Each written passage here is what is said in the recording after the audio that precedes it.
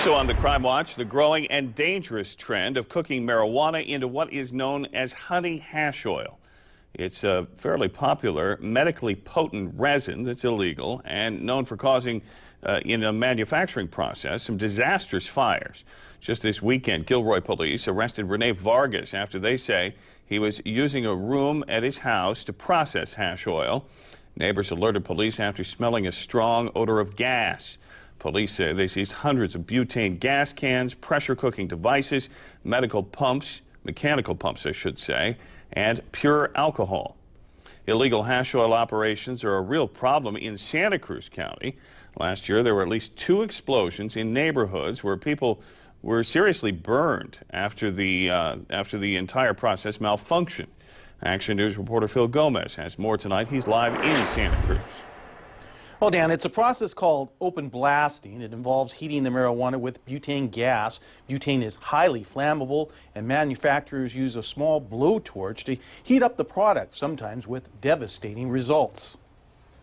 It's very prevalent. We run across evidence of it on a regular basis. Fortunately, we haven't had any more explosions. This is how the neighborhood along 3rd and LeBrant were introduced to butane hash oil extraction.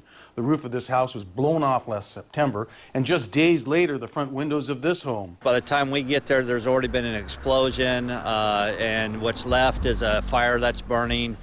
Typically, we've had victims that have been badly burned. Use of hash oil concentrate is gaining popularity because it has very little smell, is very portable, and highly concentrated. It takes a pound of marijuana to produce less than 2 ounces. It is mixed into many new and popular cannabis products, edibles, drinks, and liquids that can be smoked in vaporizer pens similar to e-cigarettes. The process all goes to the medical marijuana industry, so patients can medicate themselves correctly and get the right concentrates, so it's beneficial to them. This man has worked with medical marijuana for years. He did not want to be identified in our story. He believes if this part of the industry was regulated, there wouldn't be so many dangerous explosions by people making the oil in their homes and apartments. And we don't have the right permits out to do it in the correct areas, and having the professionals do it, like I said before, in a closed loop system where there's very little butane that's even being released into the atmosphere.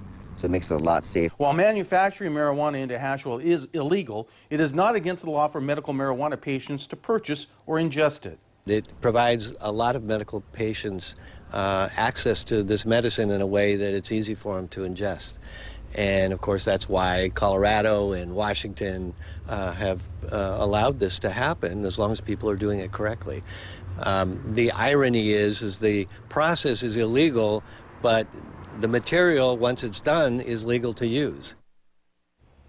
And this same law used to prosecute people manufacturing methamphetamine is also used in the prosecution of people open blasting. Dan? All right, thank you very much. Appreciate it, Phil. UC Santa Cruz actually issued a criminal bulletin about hash oil, saying the university is very concerned about the issue, and if you're caught on campus with it, you could be suspended or dismissed.